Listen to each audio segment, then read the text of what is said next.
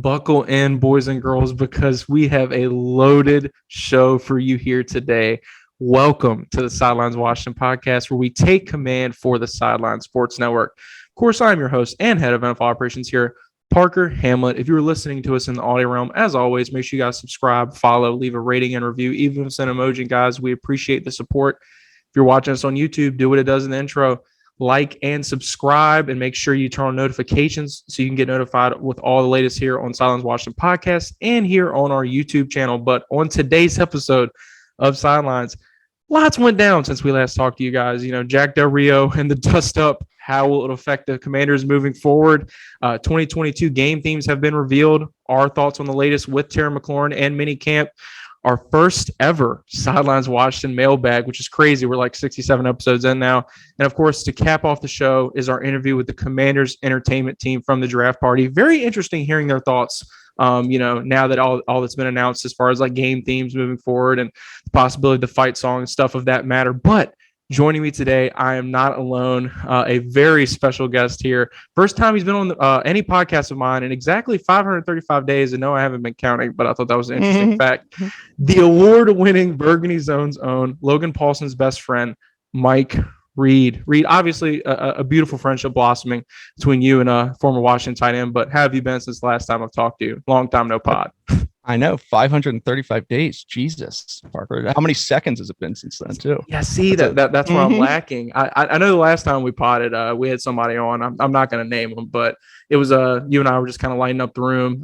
But, you know, it's always great when you and I are talking. And obviously way too much time has passed since last time. And definitely glad to get you back on the show, man. Yeah, obviously, definitely. You do a lot of great work over there on the Burgundy Zone. You guys have killer guests week in and week out. But you know, a lot of stuff to talk about, man, a lot of very controversial stuff to talk about. I said before we came on, I was like, you know, this is the most anti-Reed subject matter of all time. Anybody who knows, you know, you make light of all these dark situations, but, you know, this really is a very controversial topic that we're about to get into. And you know, our defensive coordinator, Jack Del Rio, which really, if you think about it, you know, is beloved by a lot of the fans as much as he is hated, I would say.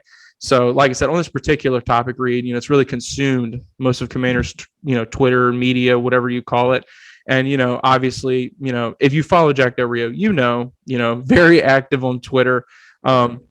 Shout out to him. He took the most hated man on Twitter tag from me pretty quick. So I'm very glad about that. I was about to say, you should have been pumped from that. That took I really was. Right? I'd done enough deleting and stuff myself. So it was nice for Jack to kind of come in and take the attention off little old me for a couple minutes. Yeah, Jesus.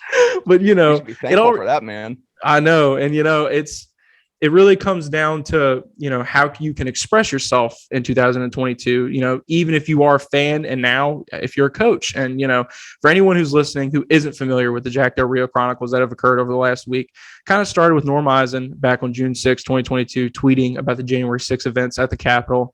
And Jack Del Rio does what he does best. He gets on Twitter at 9 p.m. and responds to everything, giving his input. You know, I heard the guys on Trevor Dobbs speculating about it, saying, "Oh, he must have been drinking." Jack's got to be at the bar tweeting this right. stuff. Oh yeah. You think there seems to be like a pattern with like, you know, how he goes on Twitter? Like, what's your conspiracy theory on it?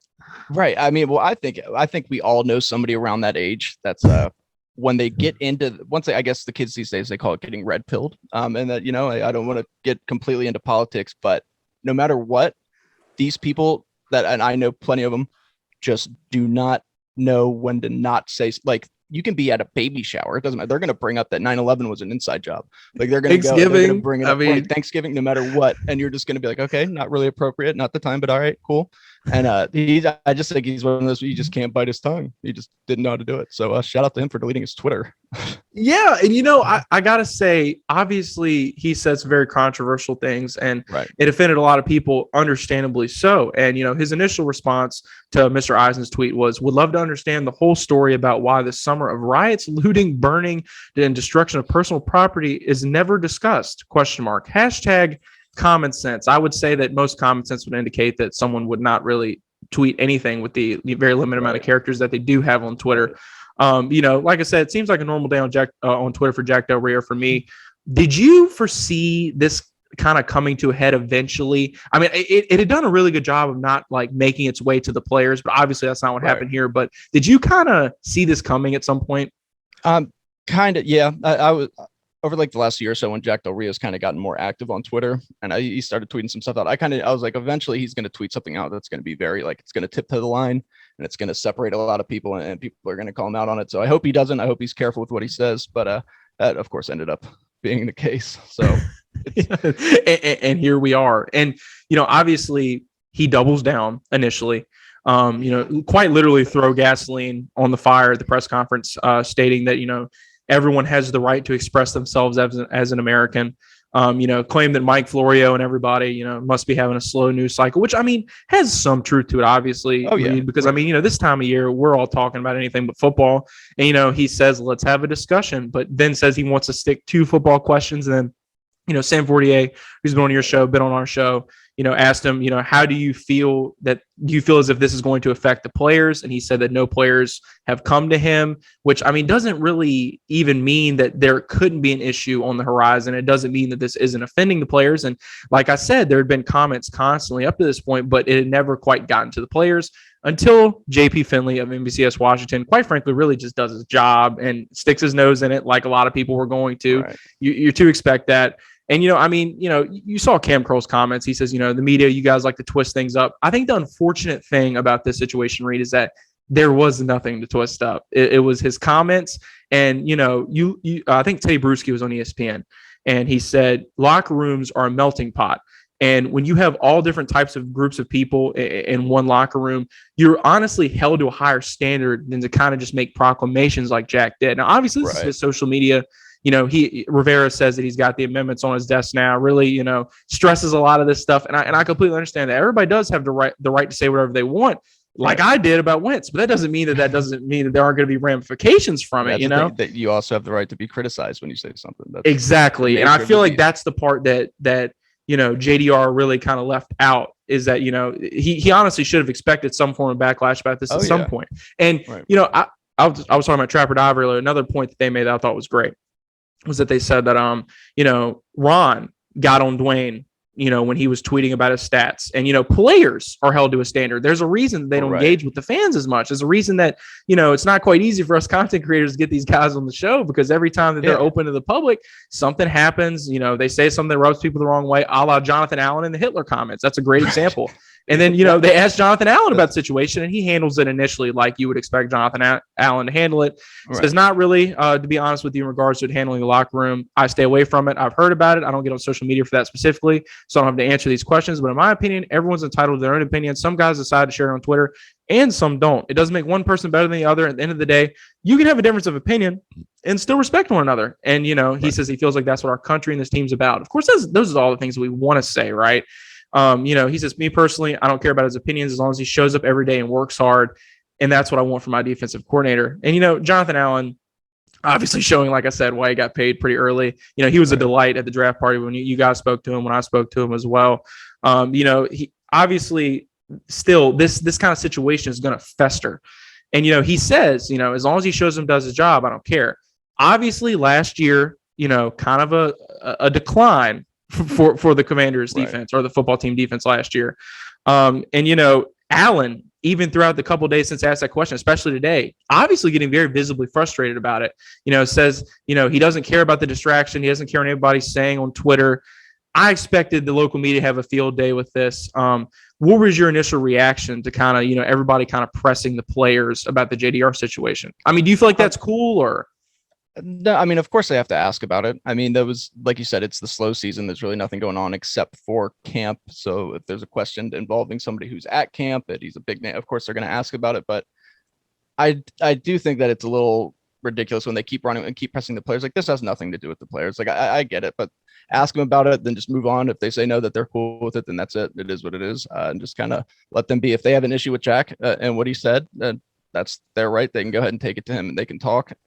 But really, it's almost just kind of like, and I get it because the past has been so negative with Washington, but it's almost kind of just like they can't help but fuel some of the fire sometimes and try to push something, whether they mean to or not. I don't necessarily think that they're like doing it to be, with bad intent, but I do think that sometimes they get a little lost in the sauce and might bring something up and keep pushing the fact to make it a bigger story than it needs to be. And Allen's a very well-spoken guy. You know, you come to him kind of sideways, give him a weird question. Normally, he handles it with grace initially, but it's gotten to the point now with the players that they're just visibly over talking about it. I really don't feel like it has seeped into the locker room, and I feel like the players themselves are doing a very good job of kind of fanning the flame. But then there are people that do the exact opposite of that in the media a lot, like B Mitch 106.7. Called out Ron specifically, saying that, you know, you have a DC that pokes the bear, and calling Ron a quote unquote disciplinarian who does nothing about, you know, his coach talking recklessly, says that JDR is going to get his ass beat up, you know, says that Rivera needs to stop worrying about collisions in practice and worry about, you know, JDR's comments and his conduct, and saying that if he can't handle this situation, then he is not the right man for the team. You know, when everything first happened, I couldn't really fault B Mitch for feeling that way, because I mean, you know, his entire logic of cover coaches the same way you cover the players, hold them to the same standards. I love that. And, you know, really to make light of the situation on January 6th, it just isn't the right thing to do. And you and I both agree on that. Yeah. You know, I mean, 7 people died, 4 officers. I mean, summer of 2020 with George Floyd and everything involved was just a very sensitive time in our country. And a lot of, you know, social injustice was occurring.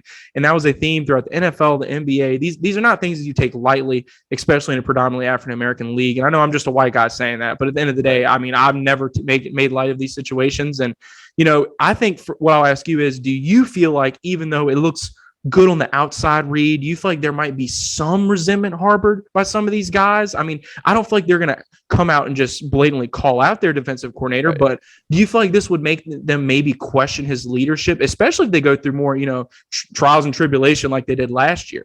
Right. So it's tough because as we've kind of learned over the past few years, like, we can't necessarily tell anybody how to feel when it comes to certain things, because we don't experience it. So exactly. I don't know, like, to me, I personally wouldn't, but at the same time, I don't know what it's like. I don't go through anything. So, I mean, it's tough, and I wouldn't be surprised if there is. At the same time, I do think winning would cure a lot of it. I know that's such a typical answer, but I really, if they won, like if they had a top 5 defense again this coming year, I think people would be a little bit, they'd be all right, it is what it is. He has this terrible political takes at times. He says some stuff, but he's winning football and he really cares about the team and he takes it serious. But they lose, the defense underperforms, I think he'd be on the hot seat pretty quick. And on top of that, Reed, I feel like Coach Ron really has had to deal with more bullshit than I've seen any coach in my 25 years of life deal with. As the Washington Commanders head coach, Redskins football team. I mean, he's been through 3 names already. I mean, whether it be cancer, Darius Geis, I mean, the initial stuff with Dwayne Haskins, Dan Snyder. Going on, right? Yeah, there's a big reason that we don't know how much this man makes, because I don't think he'll ever be able to make enough to deal with as much bullshit as he deals with. Yeah. And, you know, he tells the media initially, and I quote, "Not going to talk about it. You know, that stuff I talk to coaches about, especially stuff not pertaining to football. You know, everybody's entitled to their own opinion, though." I feel like that's where they kind of got into some risky business, was kind of thrown in the, well, he's entitled to his own opinion. Because I feel like as far as an apology is concerned, it's an apology. You don't throw in any, you know, asterisks or, you know, buts. And, you know, as far as impacting the team, Rivera said he didn't foresee that really happening, how he'll deal with it. You know, he says he's not going to share it with us. The next day, obviously, you know, the apology and everything incoming. For me, Coach Rivera, and I talked about this last week on the show, you know, I never felt like this was a private matter, because obviously JDR made it a very public thing. You go back to his time with the Raiders, JDR had some issues, some, you know, not agreeing on social issues with people in the locker room. I'm not going to get into all that, but I mean, it's very well documented. Right. You know, my thing is, why not just tell the media directly, you know, we're going to take care of it. You know, this is not the conduct we respect of the team, or we expect people on the team to have, and this isn't our beliefs.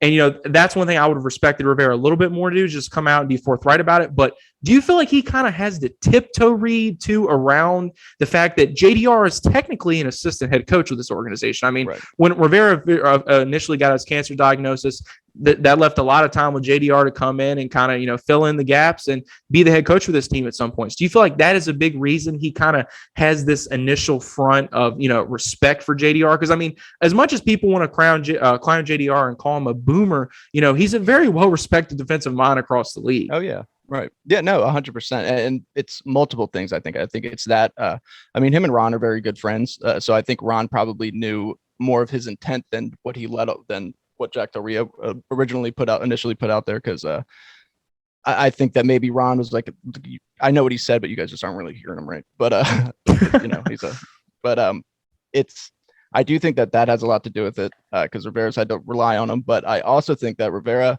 knows that the big thing with this organization in the past, really before he got here, was leaks, and it was stuff getting out of the locker room and becoming an issue. So I think him kind of closing that door and being like, I'm dealing with it, don't worry about it, was kind of like a knee-jerk reaction to the whole thing. But then once he kind of realized that, like, okay, this is a bigger issue than I thought, people are very upset about this, kind of looked more into it, then he was like, okay, well, I'm going to let them know what I did. That way they don't have to, question anything. They don't have to wonder what's going on if I took care of it. And I'm going to release a statement so that way they know how I feel about it. So I think it was kind of a combination of things with Rivera.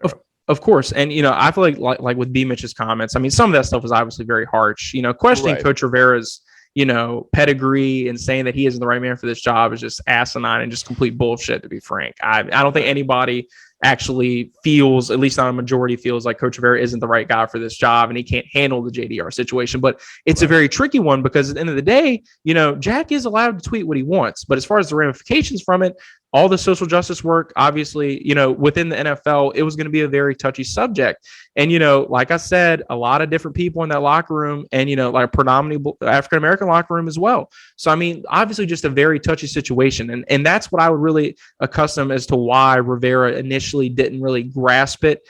And, Rivera's kind of made a little bit of a hobby lately of, kind of telling us to expect things or not, or just kind of, not being just straight up with the media. But at the same time, he doesn't really owe the media an explanation on every single thing. And that's one thing that I'm glad that he is very, forthright about.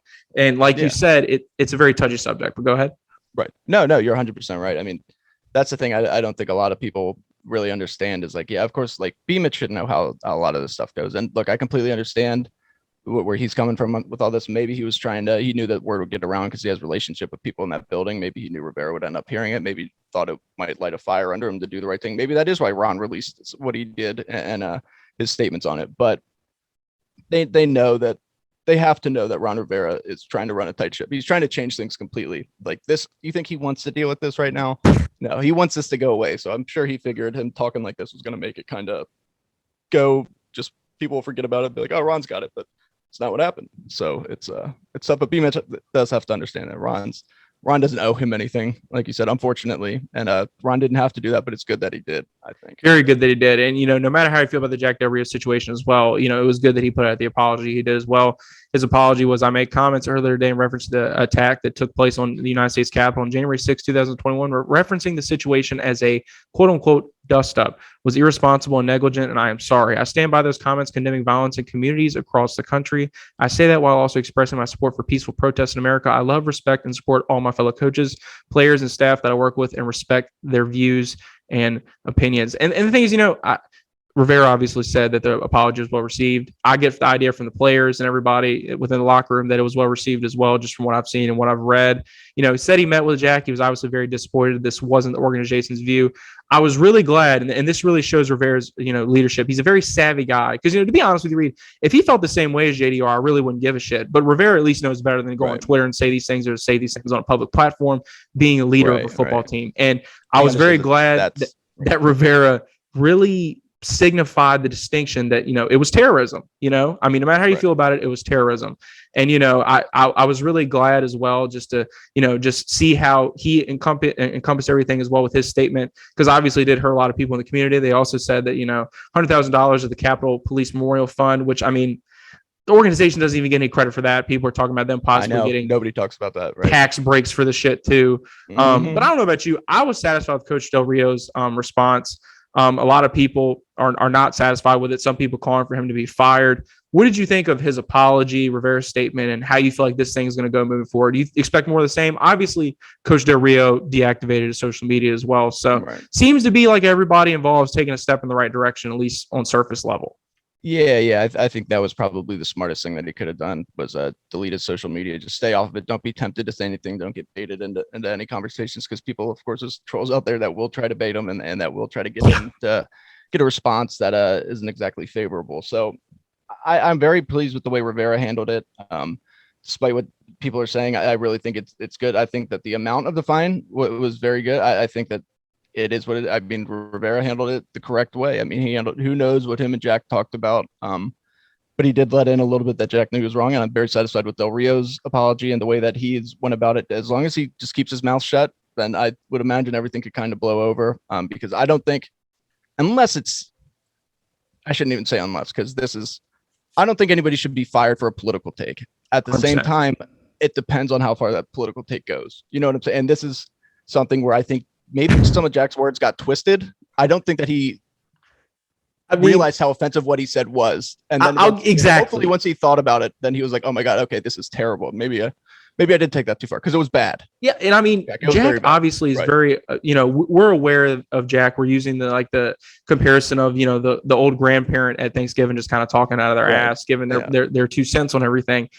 Jack is still a very coveted, well-known defensive mind. He may have been on TV when Rivera lost his job in Carolina and Rivera brought him over, but Jack Del Rio, led the Raiders to a 12-4 season. I mean, he's not a scrub. And, 2020, we're going to get into it later, but like in 2020, this defense was rolling, top 5 in pretty much every category.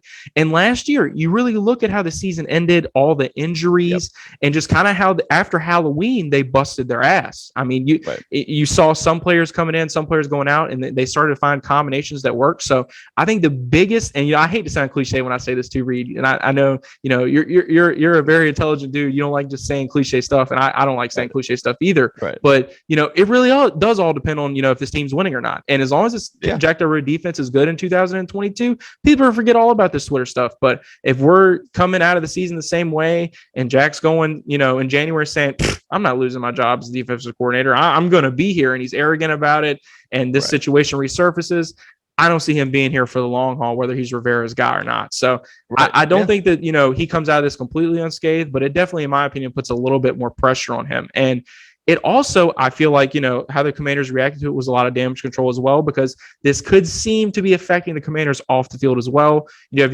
multiple centers now dismaying their, dismay with Coach Del Rio's comments. Senator Jeremy, I don't know the hell say his last name. I think he's from the 29th district, said, I just sealed the deal. Casting my vote is no. I think the only thing that's burning down today is this stadium bill, retweeting Jack Del Rio. To me, I don't know about you, don't want to sound cynical when I say this, but none of this stuff, in my opinion, is really going to influence that many people to change their mind about the Washington Commanders in regards to how they feel about them in national perception. I mean, Front Office Sports reported, the count of votes appears to show that there isn't enough support to ensure the passage of the bill that would create the Virginia Football Stadium Authority, a body that would help determine the best spot for the $3 billion Dome Stadium project. The final bill has been negotiated in private amongst a 6-member conference committee composed of state senators and delegates since March. If the committee cannot come to an agreement, it dies a quiet death. A lot of people, a lot like with the donation, are talking about tax breaks and just a million reasons why they don't want to give this to the Commanders. Do you think JDR, the entire, debacle with him hurts them more than it helps them? Or do you feel like it just kind of isn't really going to affect the outcome of that at all? No, I don't really think it's going to affect it too much. I mean, look, let's be honest. If they are a new stadium, I understand that they would be in that stadium leading up to when it's actually open. But like, if it doesn't open until 2027, then like, who says Jack? Like that, today doesn't have anything to do with 2027, 5 years from now. You know what you guys also had Michael Phillips on your show, and I think he had an interesting comment about them possibly just staying at FedEx. If you want to get in a little bit of that, if you recall. I knew that was a possibility. I didn't think that was a way that they were actually leaning, because you just hear about Virginia and everybody wants to go back to DC. But I mean, the way he put it was, and I'd have to go back and rewatch some of it. But he was saying that as of right now, it's looking more likely, at least than it was maybe a month ago, that they may just end up having to stay at FedEx, building a new stadium there, building their little area. And I don't know whether they would just be completely redoing the stadium, whether they would knock the stadium down, or whether they would build another one next to it, because they do own a lot of the acres around the stadium that they haven't touched yet. So I would wonder if they're going to just build a completely new stadium, revamp this one, or what's going to do. But that was interesting, because I think that would, at least people would be like, okay, well, it's staying here. It's good right where it is. So I don't know. It's interesting, though. This is the stadium situation, man. This is a mess. It is a complete mess. I mean, people talking about bills, senators getting involved, dates changing constantly. It's hard to even really talk about it on the show and even give like a consistent timeline on everything, And I mean, I'm not going to say JDR helped the situation, but I'm not going to sit here and say that his tweets have just made this mass shift. I mean, for example, that we're going to vote no for it we're going to vote no anyway, whether JDR said it. Like, that didn't push you over the edge. Exactly. And I mean, the national perception of this team. It's kind of why we have the underdog mentality, and we're constantly used to people rooting against us. I mean, you think about the Jalen Hurts situation where he's walking through the tunnel and then all those fans fell over the railing. You had people retweeting, "Oh, there's FedEx Field, what a shithole." There's obviously some context there. That was like a handicap railing, and 60 200-pound fans were barreling over it. I mean, when everything is bad, everything associated with the organization is obviously negative.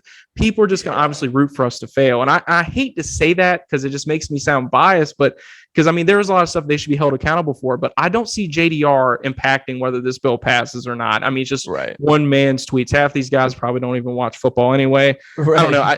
Obviously, the main issue here is Snyder, in my opinion. And I was about to say, when you have a supervillain running your organization, then usually people tend to vote against that guy. It's like usually it's just about the supervillain guy. Team. And he obviously today declined to testify June 22nd, which, I mean, no one's shocked by that. Obviously, that looks very good. But that looks good for you. That usually means that you're very confident in your case or something. I would think. Which, I mean, he didn't have to show up, but I mean, Snyder's going to be Snyder, man. One thing I've always liked about the Burgundy Zone, Kyle, and all you guys, is that, you're not just taking the easy approach of just kicking Dan while he's down. And, there's just a lot of situations where I feel like Washington is just kind of the friend that a lot of teams in NFL like keeping around to make them feel better about themselves. But eventually things have to get better. And every time something gets better in anyone's life, people are always going to remind you about when you were doing poorly. And you can expect those same things with the Washington Commanders organization. So, I mean, obviously people are going to love feeling the narrative, basically bleep Washington. So, but 2022, whether we obviously know they're going to be at FedEx. But the game themes have officially been announced. Let's get a little bit to the football side of things. Feels like we've been on fucking CNN for the last 20 minutes. I'm obviously a big fan of a lot of these themes. I think they really help out morale, and a lot of them kind of have me pumped, man, especially one in particular. So the preseason, obviously, these are the home games. Preseason game, August 13th against the Panthers, is the Commanders marching band debut, revamped fight song. Talk to the Commanders entertainment team a little bit about that later in the episode. Home opener, 9/11 versus Jacksonville. Commanders kickoff, the pregame 9/11 tribute. I think you got some alumni there as well. Week 3 versus the Eagles, we're all Commanders, Hispanic Heritage Month, HBCU night out, Pride night out. They handled that really well last year at week 2. That was a great game as well. Week 5 versus the Titans, I think it's a breast cancer awareness game. October 21st, week 7 versus the Packers, the 90th anniversary alumni homecoming weekend game. I think November 6 is it's the Vikings game. Salute to service in the blackout game. And November 27th, week 12 versus the Falcons. Kind of the Christmas theme. My Calls, My Cleats, Toys for Tots. And then the permanent installation at FedEx Field of the Sean Taylor Memorial, I think. Only a couple more here. December 17th is the to be decided, but it's the week 15 versus the Giants. I don't know what time it would be. Obviously, it might get flexed, but it's the Inspire Change, Walter Payton Man of the Year. Week 17 versus the Browns, fan appreciation. New mascot will also be shown. And then week 18, we want Dallas rivalry week whiteout game. So I personally, man, I like all the stuff that the organization's been doing to kind of get the fans pumped up. You've seen it with the draft party, Friday Night Football. They want to get the morale up. They want to get the fans excited, and they want to get the fans involved. Which one of these teams specifically do you read has you the most excited? So I'm excited about a lot of them. Of course, I'm excited to see the new mascot. I'm excited for both jerseys. I will say, I think the black jersey, everybody's excited for because it's something brand new. But I'm personally, week 18, whiteout. I think that this was news to everybody that we're going to be wearing the burgundy pants with the white unis for the entire season. So we're going white on white. Fans will be wearing white. And that just brings me back to those old school, like Sean Taylor, Clinton Portis days when we would wear the white on whites and we would face Dallas at the end of the year, trying to contend for a playoff spot. And that gets me going. It builds it up. So hopefully this game has importance, because if it doesn't, then it's just like, why? What are we doing? I feel like even if it has no NFC East implications, I still feel like at the same time, beating Dallas is always a big deal for the Washington. Right. It's always something for Washington Commanders, football team, Redskins. It doesn't really matter. And, obviously, like you said, I, kind of parallel beating Dallas with that color scheme, with those uniforms. You think about Santana Moss, like you said, Sean Taylor, Clinton Portis, all those guys. I mean, that's the perfect theme for that game, in my opinion. Right. And, personally, I'm a big fan of the blackout jerseys. I know your host, Kyle Ronick, was talking about he wanted the black camo jerseys. We're finally getting them, and man, those things are sick. I really hope, though, that the organization can get all the apparel to the fans in time so that, because, I mean, that's obviously an issue a lot of people are dealing with right now. But, versus Kirk Cousins at home, Right. 11-6 salute to service blackout game. Oh man, that is It's so those uniforms. It's so fun. The black uniforms. Like I know that Washington. I'm not sure exactly when they're going to put them out for fans to buy. They should soon. But have you seen the knockoff black ones? The from China or on eBay even. It's so funny because they have the cam. So the real jerseys have the camo up here. They have the camo on the sleeves. These ones just don't have it. They just like somebody looked at a picture online and was just like, okay, yeah. So the sleeves are darker black than the jersey. They just made it a different color, black or like gray, and it's just like that's camo right there. Like it's like so don't copy my these homework. knockoff jerseys. It's like you can copy Right. my homework, but just not the same exact answers. Like make it look. That's exactly, yeah. It's literally a meme. It's a living, breathing meme, and it's just so funny to see. Of course. And, obviously, like I said, it's going to be really cool. Also us knowing these themes in advance, being able to kind of pre-plan for a lot of this stuff. Yeah. The whiteout, like you said, the whiteout game, I'm specifically pumped for the blackout game. I've been waiting for that. I mean, you've already seen a lot of fans rocking like, the Wentz t-shirt, the Terry all black t-shirt. So I feel like people are going to come to FedEx ready. You already got your black hat. I got my black Commanders hat and my shirt as well. So, I mean, I'm ready to go either way because you already know how we roll. But at the same time, I do hope that the Commanders get the rollout in time. And obviously, if you guys want to go get your cheap knockoff Terry McLaurin blackout jersey off eBay, oh my God, or sold your local gas station. Going on, everybody. Just want to take one moment away from the action to give you guys a word from our sponsor, Manscaped. They are the leaders in the below the waist grooming game. Join 4 million. That's right, 4 million men worldwide who trust Manscaped. These men, they strive for gold in their lives every day, whether it be medals, watches, gold, everything. They have the confidence of an eagle. They giggle in the face of danger. They're big, they're hairless, they're winning machines. And when they unzip their pants, what do they see, you might ask? Platinum. And platinum is what we're going to talk about today because Manscaped would like to introduce you to their biggest and best ultimate hygiene bundle yet, the Platinum Package 4.0. Trust Manscaped with the whole shebang with the biggest bundle that they have ever offered. The Platinum Package 4.0 is the one-stop shop for the man that deserves it all. It is designed to allow you to fully align your entire hygiene routine with these elite Manscaped products. This is the entire hygiene routine covered here, kind of a greatest hit list for the Manscaped products, if you will. So inside the Platinum Package 4.0 is a lawnmower 4.0 trimmer. One of the most popular products. And, people always ask, Parker, do you get any nicks? Do you get any snags? They won't let me say it works 100% of the time. Can't guarantee that for anything, but 99.9% of the time, you're not getting any nicks, any snags, no accidents with the lawnmower 4.0 trimmer with the advanced skin safe technology. It's also waterproof. It has a 400K light, and it is also rechargeable. You have the same exact technology as well for the Weed Whacker ear, hair, and nose trimmer that also comes inside the Platinum Package 4.0. You also have the Ultra Premium Body Wash and the Ultra Premium 2-in-1 shampoo plus conditioner. They have you feeling fresh. They have you feeling hydrated. I love these products. I got them some time back from Manscaped. And, it's really hard to go back to your average, 32-in-1, shampoo, hair conditioner, body wash and stuff after you use these Manscaped products. You really don't want to go back. You also get the aluminum free ultra premium deodorant as well, which is a cologne quality scent for your balls on the go. So it's summer, guys. They stink. And, if that isn't enough for you, you got the Crop Preserver ball deodorant, the Crop Reviver ball toner, which can also solve that issue for you. And, once they touch your sack, like I said, you're never going back. And, as well, inside of the Platinum Package 4.0, you get 2 free gifts. You get the Shed travel bag, which I keep it in my bathroom. It's easy to throw it in your book bag as well. So you can use all these products on the go. And then, of course, my favorite, the fan favorite, something that Sideline listeners get a lot actually, is the Manscaped boxer briefs. They're really cheap. You can find them on the Manscaped official website. I got about over 10 pairs of them now. I literally don't wear any other underwear. A lot of guys I work with play, ball when they get off work. And, a lot of them wear these and they say that, they're all terrain, they're all purpose, they're dry. They're just absolutely perfect. I wear them all the time. So the Platinum Package 4.0, guys, it covers all the bases from head to toe. So make sure you take command of the below the waist grooming game in your life today, Sidelines Washington listeners, and use our exclusive offer with Manscaped and get 20% off plus free shipping with promo code SSNWFT at manscaped.com. And like I said earlier, this is all items, guys. This is not just the Platinum Package 4.0, even though I heavily recommend it because you have all the items that you need for the full Manscaped experience there. But like I said, all items on the Manscaped store are applicable with this promo code SSNWFT. So that is 20% off plus free shipping at manscaped.com using promo code SSNWFT. Get yourself a platinum package for your platinum package. Your balls will thank you. Or sold your local gas station.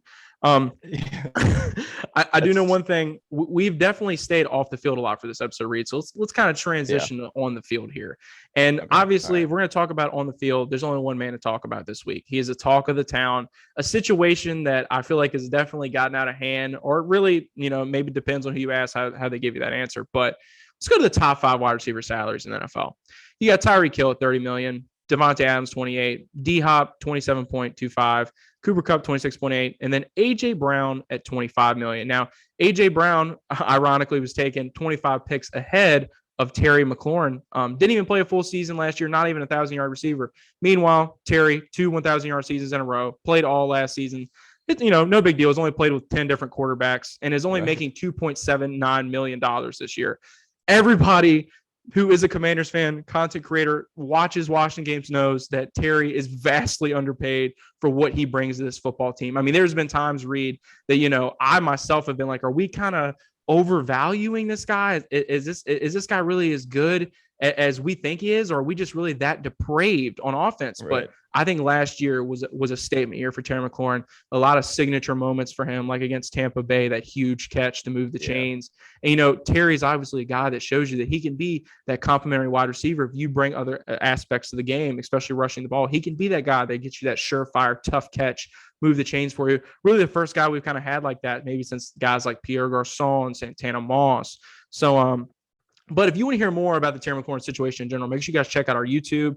Got a new video dropped this week about Terry McLaurin situation. I'm very excited to drop that. Did a lot of, deep dive on the numbers and everything as well. But, obviously the headline this week, Reed, he's going to miss mandatory minicamp per Nikki Javala. Returned to Florida to train, has not caught a pass from Wentz yet. Not like it matters. He's played with 30 freaking quarterbacks by now. Right. But, last week we talked about your best friend Logan Paulson and how he says there is a lot of importance about OTAs, and he feels like it's important for people to be there. Terry could possibly be fined up to $100,000. I don't see the organization doing that. There's a lot of stuff going on behind the scenes, but I got to ask you, a lot of people panicking, but are you concerned to this point how the organization has handled the Terry McLaurin contract situation? So first of all, I'll just say that Logan needed to be at camp, because Logan wasn't Terry McLaurin. So sorry, Logan, but shot of truth. I'm just kidding. I love you. But I think it's to an extent, I think that this was let me restart that. Terry McLaurin is a stud. I don't think that he needs to be here right now. I don't think that it's going to have big implications for him. I think he will eventually come. I think it's going to take some time, and I'm not too worried about it, although I feel like I should be. It's the organization hasn't done anything to make me feel comfortable, but at the same time, I don't know, for some reason it just seems like wait a month. If it gets to be the end of July and nothing's going down, or it seems they're saying we're not close, then I'm going to start freaking out. But right now I still have some faith. I'm at about a 4 or 5 out of 10 on if I should be worried. I'm not going to lie to you. Personally, I'm at a 6 because I feel like the stigma following this organization is they never take care of their guys. Yeah. I mean, that really, you look at Preston Smith now with the Green Bay Packers, obviously we're not really hurting at pass rush right now, but you look at Kirk Cousins, I really didn't think he wanted to be here, but I mean, I could go on and on about all the players that they have fumbled the bag with. Some people have some very vivid comments about Brandon Sheriff as well. I mean, there's just a lot of guys that have come in and played at an all Pro Bowl level, and never got a second contract with the team. It's very rare. I mean, that we were all very happy when Jonathan Allen put pen to paper. Yeah. And, I like that, there are a lot of people signifying as well that this Terry McLaurin situation is not to be compared to some other situations, because you got Deron Payne out there saying, he likes fellowship. He's going to show up at stuff that's mandatory. He likes being around the team. Well, Deron, you're a first-round draft pick, which means you're getting first-round draft pick money. And Logan Thomas said best, he's used to getting kind of passed around in this league, and you really only get most of the time, one chance to get paid. And Terry McLaurin has come in and been a franchise wide receiver for this organization. I mean, I was skeptical. You got to remember, he's older too. Terry's an older player entering his 4th year. He's 27 or something right now. He's not 25, 24 like some of these guys. And I'm just gonna be frank. Ben Stannings kind of hurt his reputation a little bit recently Yes, with his comments about Daron Payne and his report of the organization having no progress with Terry. I simply don't believe that. Ron's not going to go up there and get on his knees and worship Terry on the podium, but he's been very adamant about the fact that they want him here. I mean, who wouldn't want him here? And they're not going to find him. And I'm just going to say this right now. If we're talking about a situation where we're tagging him, that is the doomsday button. Because, I mean, we're looking at a 20 and then 24 for the next two tags it would be. And that's just bad PR. Like I said, on the organization, not being able to take care of a guy that's been single-handedly your best offensive player, no matter who you have under center. I mean, you look at Hines Ward, I think another third-round draft pick said, until Ben got to Pittsburgh, he was constantly dealing with that turnover. And a lot of people feel like Carson Wentz can be that guy for this organization. I obviously have my opinion on it, but I want to say that they're heading in the right direction as far as who they have under center. And, for me, I believe the reports there's been constant contact between the camps. I think they're heading in the right direction. The media, some of the perception here, like Al Galdi comparing this to Haynesworth and Trent. I mean, come on, man. That's just that's just in poor taste. Terry wants to be here. Let's not get that mistaken. You have people even saying now that there's a probability that he gets traded. And Pat McAfee, Darius Butler, he's not coming to fucking Indianapolis. Can we just put that shit to bed? I mean, people are reporting that, Reed, like it's actually going to happen. Now, I will say, and I want to get your take on this. Do you think it's concerning now that we've gotten to the point where people are even doing jersey swaps? I feel like that's not a good thing.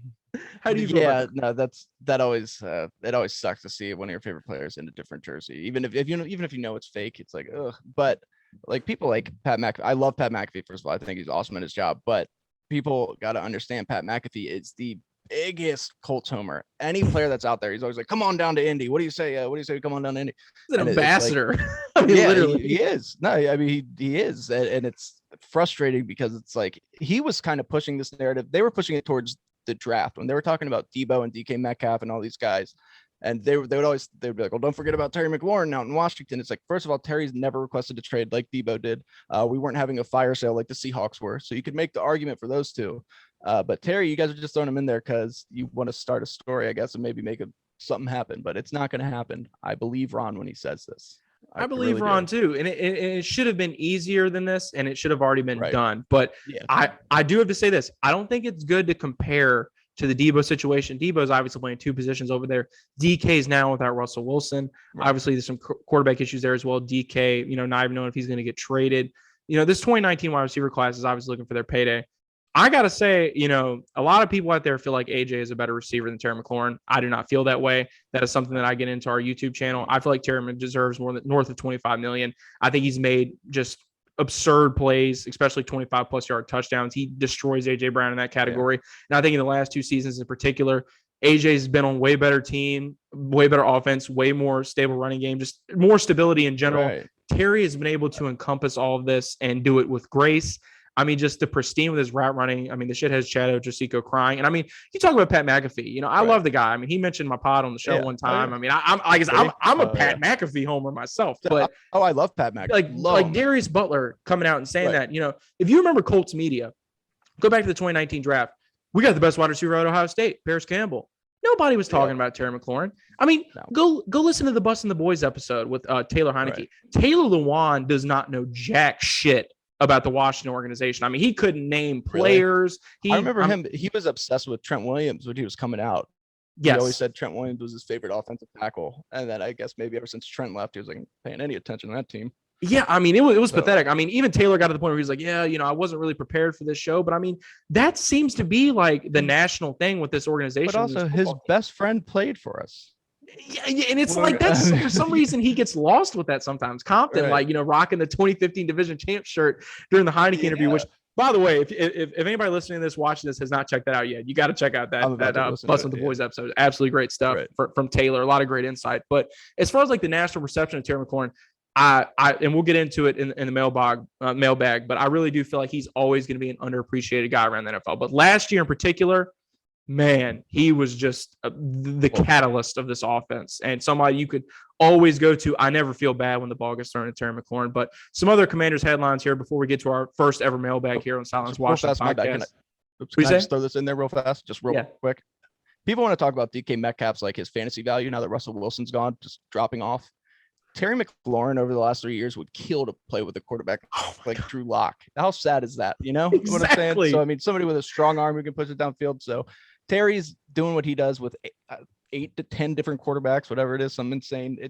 He's good, guys. People that know. It's either 10 or over 10. Regardless, it's something crazy like that. Paid yesterday, but I trust that the organization gets this done. But some notable roster moves, or not notable, depending on how you feel about some of these players. Will Adams, love the story, released by the Commanders, as well as Brian Johnson. So, Brian Johnson, obviously Joey Sly recently signed. Good to see that stuff. At least that's a guy you can bring in if something were to happen to Sly again, if he were to regress with his injury. Commanders also made 2 signings. Defensive tackle Justin Hamilton, undrafted free agent, played last year with Dallas. Really not much to talk about there with him. Not a lot of tape really either. Guard Willie Beavers, 4th-round pick when he was taken, I think, back in 2016, but more of a practice squad guy. So let's cap off the episode here with our first ever mailbag. I know this is a normal thing for you guys over there on the Burgundy Zone, but it seems like I got some good company here as I kind of go through all these fan questions. You guys did not let us down. I told you ask anything Commanders related, and we got some good ones here too. So let's get into it. You ready? Yeah, I'm born ready, Parker. All right, born ready. Question number 1 from Mr. Anthony D. Dyson. Shout out to Anthony. What is your take on the defensive scheme, and does it fit the players? I guess I'll go first here. Obviously, we're on a 4-3. We talked a little bit earlier in the episode about the hefty expectations coming in 2021. I remember, I think it's still your pinned tweet. Best pass rush duo in the NFL was Sweat and Chase. Obviously, they didn't live up to that. They're talking about breaking the sack record. Right. I didn't mean to do freezing cold take on you there, but sack record obviously being 39. They didn't come close to that. But 2020, feel good story. Right. All the stuff off the field. Turn into a top 5 unit and win the division. 2021, I think the first 5-6 games had 30 burgers dropped on us. But like I said, after Halloween, this unit just got better. I mean, they still were bottom 6 though, and I think points allowed, third down percentage, and yards. But there was even a point where they were talking about taking the play calling ability from Jack Del Rio after the Buffalo game, and Ron just was like, "Come on, you got to trust the process." For me, with this defense, it's not the scheme. It's the use of personnel, Reed. Right. William Jackson III is a man corner. JDR's got him playing too much zone, period. Jamin Davis is not a Mike. He is a Will. Right. He was playing Mike all year last year. He talked today to the media saying that, he can go back to Mike if need be, but he's a lot more comfortable playing Will. But I mean, that was never something that Jamin was ever capable of, which is why I was so cynical about the pick. And, something I'm going to talk about in depth next week's episode is, Benjamin St-Juste being in the slot. Now, obviously, a lot of good stories coming out of camp about Benjamin St-Juste saying he's the only guy that can really even, check Jahan at the line of scrimmage. But regardless, the size, you look at Benjamin St-Juste's player profile, you don't think slot corner. So for me, it's not the scheme, it's the use of personnel with Jack Del Rio. I didn't really like how they handled the Landon Collins situation either. This is pretty much a 60-year-old man here who's obviously going to use a lot of old ideals with his defensive play calling. But at the end of the day, there's a lot more modern concepts that need to be utilized in today's NFL. And I feel like he kind of gets away from that sometimes because he feels like he's a lot more right about how he feels and how he uses these personnel. Right. And like I said, it's not the scheme, it's the uses of personnel for me. But what's your answer? No, I mean, I 100% agree. I will say that throughout this season, William Jackson III did get a lot better the second half of the season. Yes, he started to finally play up. And talk from people that I've talked to, from people that we've had on the show, generally with cornerback is one position where it tends to take corners kind of a year because you can, especially if they're starting there on the outside and they kind of have to rely on their instincts. People expect so much out of them. The safeties think that, all right, they got this guy. They know what they're doing. They don't have to do as much. So corners, it takes a little bit to them to kind of adjust, and usually it takes about a year. So usually year 2 is when you start to see corners kind of play up to their potential and what they can be. So I do hope that Jack Del Rio will use them a little better. St-Juste, I will say, no, you look at him, you think outside corner, you're like, what is going on? But I will say that slot cornerbacks do run a lot of inside breaking routes, and they do run a lot of short routes. If he can use his length, maybe this is going to be a new thing. Maybe I could see him how that could be used to his advantage with his incredible length, that maybe you can get a hand in there on a quick slant or something like that. But it is odd, but I'm going to have high hopes for it right now coming around. But yeah, the Jamin Davis thing, it's at least at least he knows that he's not a Mike linebacker. He knows. It's just it's crazy to me that this coaching staff didn't, especially after 1 year of football, really I get on tape for him out of Kentucky as well. Right. I am glad for you to say though that that kind of year 1 to year 2 thing at corner, that is very important. Like I said, for me, I love the scheme. I prefer a 4-3 to a 3-4. That's just my opinion. I feel like you can do a lot more out of a 4-3 cover 3 kind of thing. He's more of a 2-gap guy as well. So, I mean, personally, I like everything Jack Del Rio does. I still am excited about him being our defensive coordinator. All bullshit aside, I feel like I felt great about the hire when it happened, and I still feel good about it. But phenomenal question from Anthony D. Dyson. Make sure you guys give him a follow. Definitely. I think he sent it to us on Facebook. But question number 2 here is from 2 people in particular. Jacob Royston and Sean Spears gave us kind of the same question here. Who is your 2022 breakout player for the Washington Commanders? Great question. Reed, I'll let you go first on this one. All right. So I'm going to go with the guy who us Commanders fans, we know how good this guy is. I mean, we've seen it. But the national media never gives him enough respect, and I think that's going to change this year, and that's Cam Curl. I think that Cam Curl reports are you can put Cam Curl in the Buffalo if you want. Apparently, he's looked good there when he's played there. You can put him back deep. You can put him at a more traditional strong safety role, make him play closer to the line, and you got to feel good. Cam Curl is going to ball out. We talked to his dad. We've had Cam on a couple of times. He's a cool dude. We're good friends with his dad. We have his dad, Greg, on all the time. That's my guy. And he says Cam is he hasn't seen him put in work like this before. So I'm very excited. I think he's going to be in the best shape of his life. And I'm expecting huge things from old number 31 out there. I like what 31 had to say too, when they were asking him about, kind of the increased role. And he was like, yeah, I was born for this. I was ready for it. And Greg, obviously, he is a friend of your show. Every time I've heard him speak, he's obviously very proud of his son, but the preparation that Cam puts in, to being ready for pretty much all situations. Like you said, the Buffalo nickel, he shined a lot there as well. And a lot of people are tired of hearing that word, but just at the line of scrimmage and coverage, I mean, Cam can do everything that you want. And you go back to the 2020 season, that huge play he made against the 49ers. Ever since Landon Collins came out of that starting lineup, everything that was asked of Cam, even as a rookie, he did it at a Pro Bowl level. And I really do feel like he's extremely underappreciated and extremely underrated in this league. I mean, I really do feel like Cam Curl is a top 100 player in this league. And I feel like that's probably going to be a conversation this year, especially with the more increased role, with the exodus of Landon Collins. You kind of don't have that veteran presence there anymore. He probably did teach Cam a lot. Cam said he did teach him a lot. But at the end of the day, this is Cam Curl's job, and Cam Curl can handle it exceedingly. And he's going to be one of the best safeties in the NFL this year. And I'm excited to see him in that top 100 conversation. I really do believe that. But as far as my bad. Oh, go ahead. No, go ahead. You're good. Another good thing about Cam, real fast, is they always say good things with DBs, corners, and safeties is when you don't hear their name called during coverage, because usually you hear their name, it's either they made a big play or they blew something. Cam just does his job. You don't hear his name a lot in the passing game. You'll hear him when he comes up and makes a run play or something. But I think that's kind of making him fly under the radar. But this dude is very good. He's very good at football, so he does his job.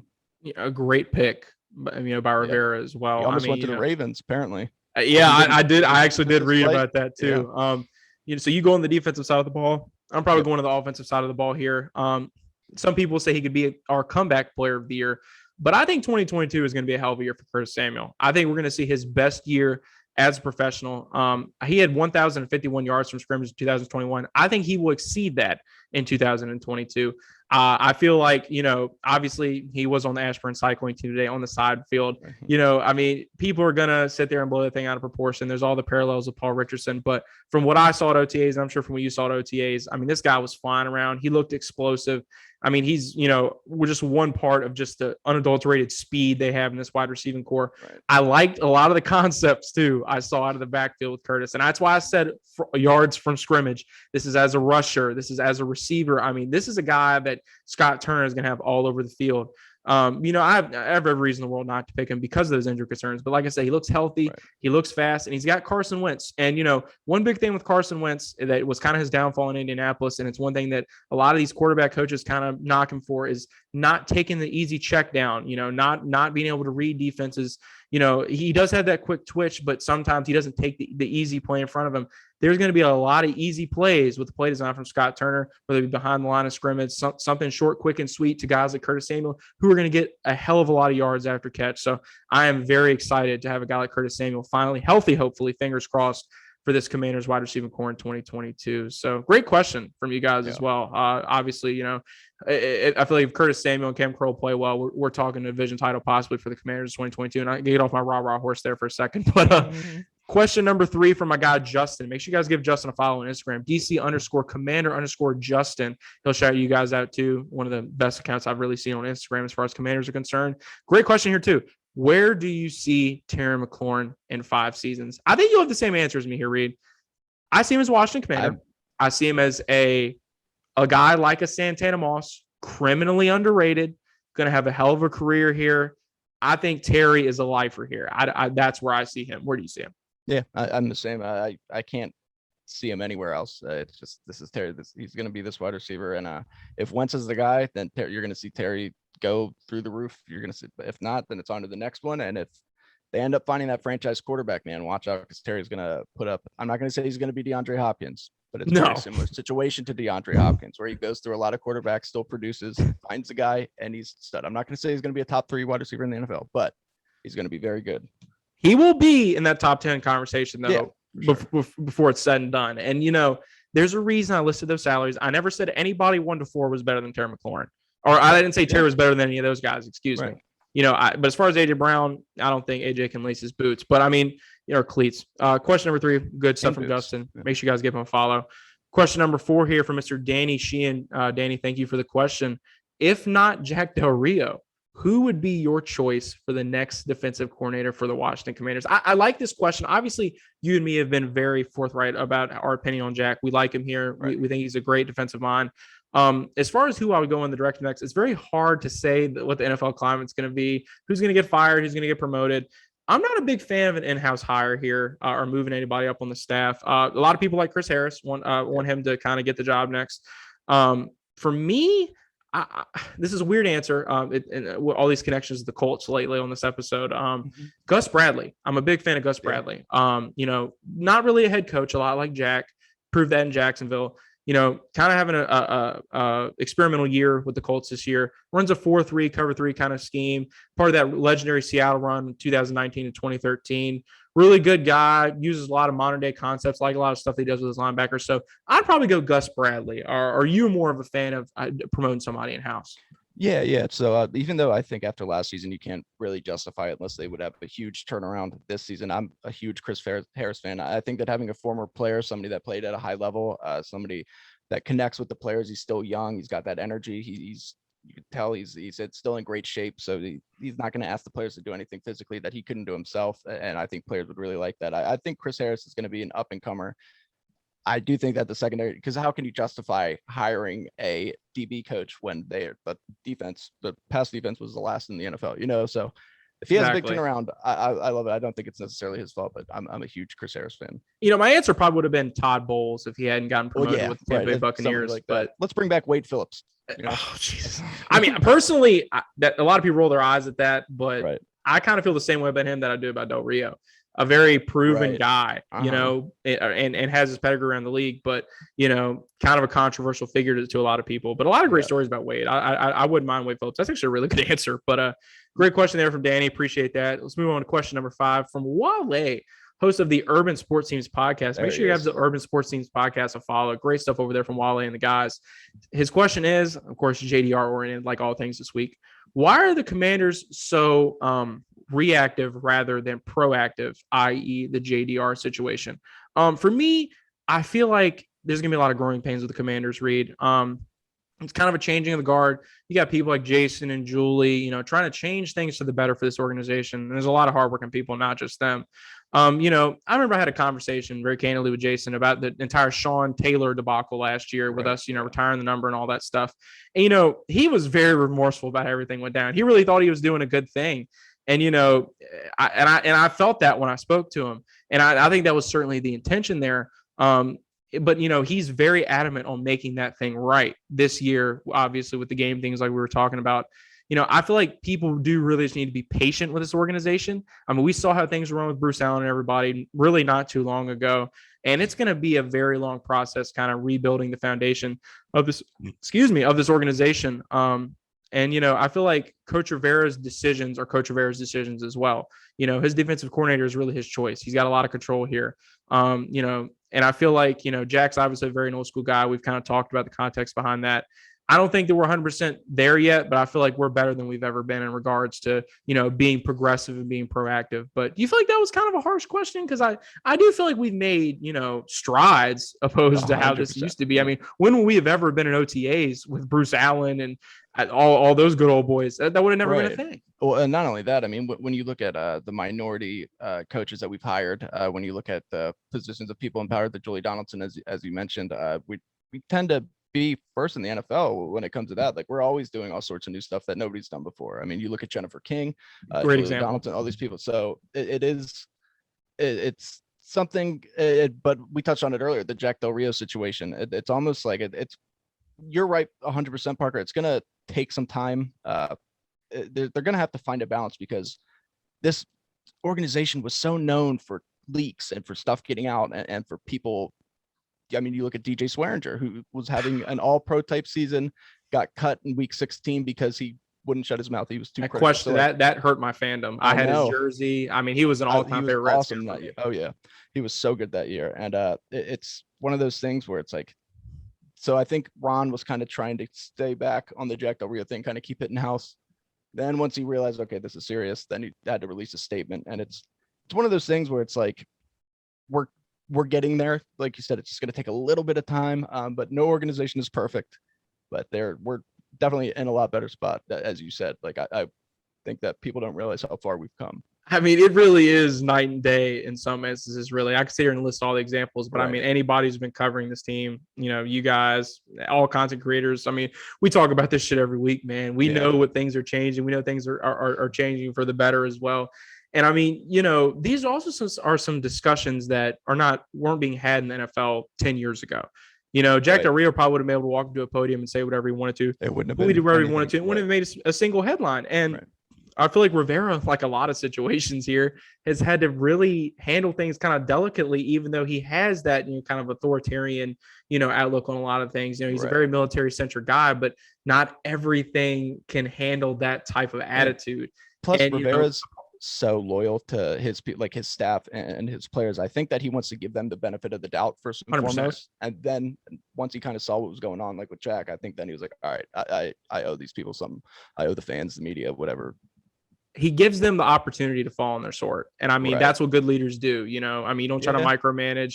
You kind of let people kind of go out on their own accord. And, if this ends up being an issue for Jack again, then I mean, the organization's already spoken to him. I can understand where people feel like they were kind of reactive to it. I mean, you heard me scolding, Ron, a little bit at the beginning of the episode saying that I felt like they should just outright said, this isn't how the organization feels and we're going to handle this. But at the same time, tricky situation. We're talking about opinions and freedom of speech and all that stuff involved. But personally, I like how Ron and the organization has kind of encompassed a lot of stuff, especially a lot of the tough stuff, Right. But I mean, I can definitely agree with Wale. Like I said, great question there too. I mean, they have been a little reactive on certain instances, like, the Sean Taylor situation, but they are trying to make things right, people. I just preach patience with that. But got one more question here, football centric, from Mr. Dan Thompson, who sends a bunch of great questions, but we only really had time for one.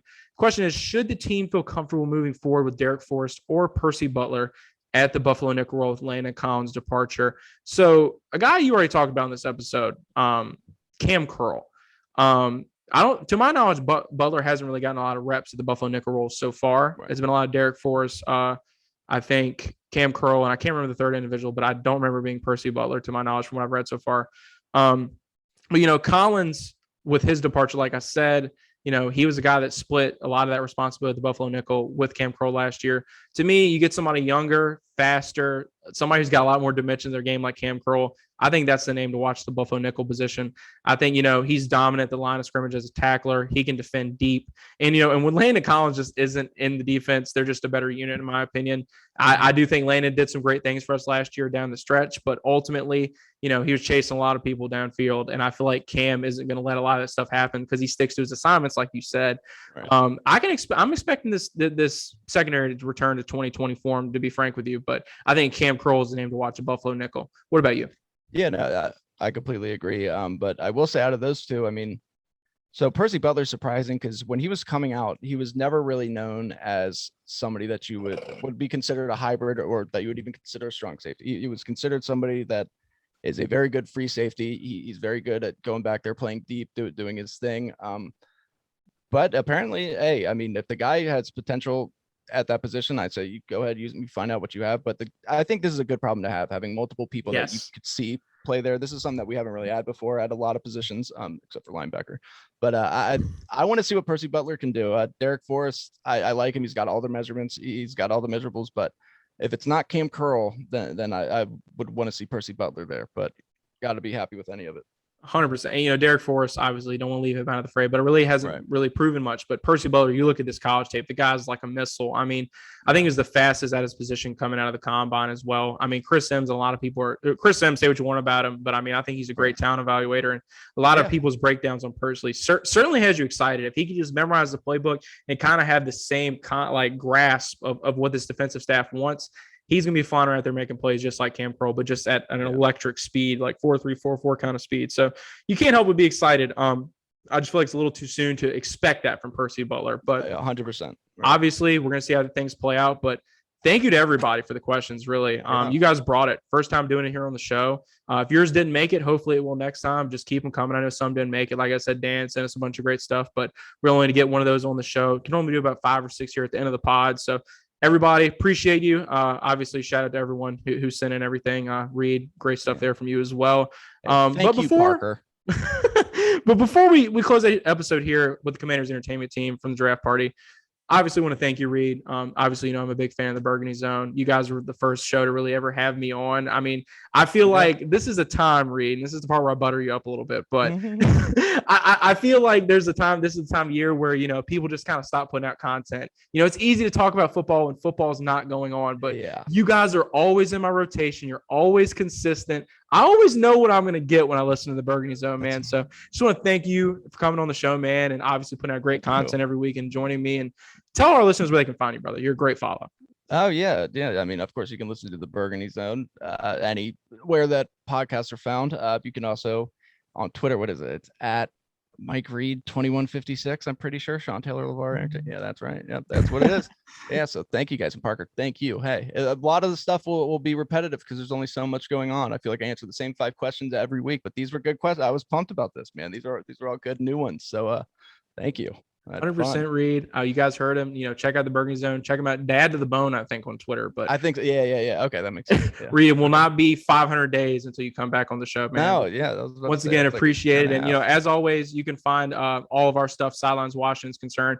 Click the description below, or whether you listen to us, click in the description on there as well. You find the link tree for all audio, social media. Of course, I'm the head of NFL operations. If you were interested in joining one of the fastest riding sports networks in the country, sitting 124K, make sure you guys email me at sidelines_WFT. Got a lot of social media we're running, a lot of great articles popping up on the SNSN's official website. Obviously, we're going to catch you guys next week, closing out here with the Commanders Entertainment Team. See you guys next week. Peace. I am now joined here on the Sidelines Washington Podcast by the Commanders Entertainment Team. How are you guys doing? Are you enjoying the draft festivities? And I'll let you introduce yourselves. First off, I'm really enjoying the draft festivities. It's awesome to see all the fans out here tonight. Really getting a chance to just mingle with them is incredible. And I'm TJ. I'm a second-year member of the entertainment team. And a captain. Hi, I'm Ashley. This is my 6th season with Washington. And I'll echo TJ. It's really fun to have everyone back out here celebrating with the community and our new name. So it's going to be a good year. Well, I'm glad you brought that up because obviously there's a lot of turnover, a lot of turmoil with that, a lot of big changes for you guys. So I'll start off with you. What are some of the things that the Commanders fans can expect from the entertainment team in 2022, which you can share, obviously? Sure. I really think that they can expect something very unique to the NFL. We are going to bring a combination of feature feet, hip-hop style dancing, gymnastics, technique, and really just sort of exploding performances throughout our season. Of course, a lot of the samples that we have gotten of it, I can say for most of the fan base, we've all enjoyed it. We loved every second of it. Obviously, a lot of people are traditionalists. You say you've been here 6 seasons with the team, of course. How has it been for you, obviously, acclimating from, different types of teams, in between 3 names now? So how has that been for you? It's pretty unique. Obviously with change comes time, and I've really enjoyed it, and we've become a family, and I've grown as a dancer, and we've been exposed to a lot of new choreographers. So I'll say it's the best time of my life for sure. 100%. A really exciting time for everybody, players, of course, y'all as well. So I'll ask you, this is kind of an ongoing debate with social media, the hashtag.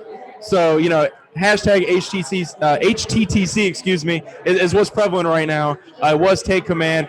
What's your 2 cents on the hashtag? What should the hashtag be? I think that hashtags sort of evolve with time. So I would say, I love the Commanders right now. It's a new brand. But whatever gets people excited for the games is ultimately what I think is a good one. Hashtag HTTC doesn't really roll off the tongue yet. Obviously, paying a lot of homage to the old name, Washington. Obviously. So, what is your preference with the hashtag? Take Command.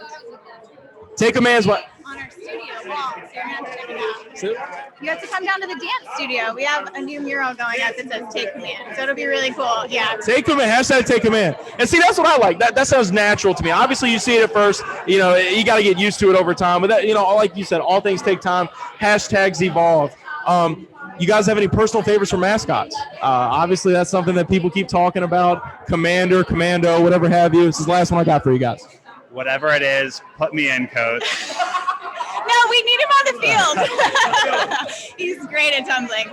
I don't know. There's rumors, but we can't spoil anything. So. No spoilers here on the Sidelines Washington podcast. Thank you both for your time. Thank you. Yeah, thanks for having us.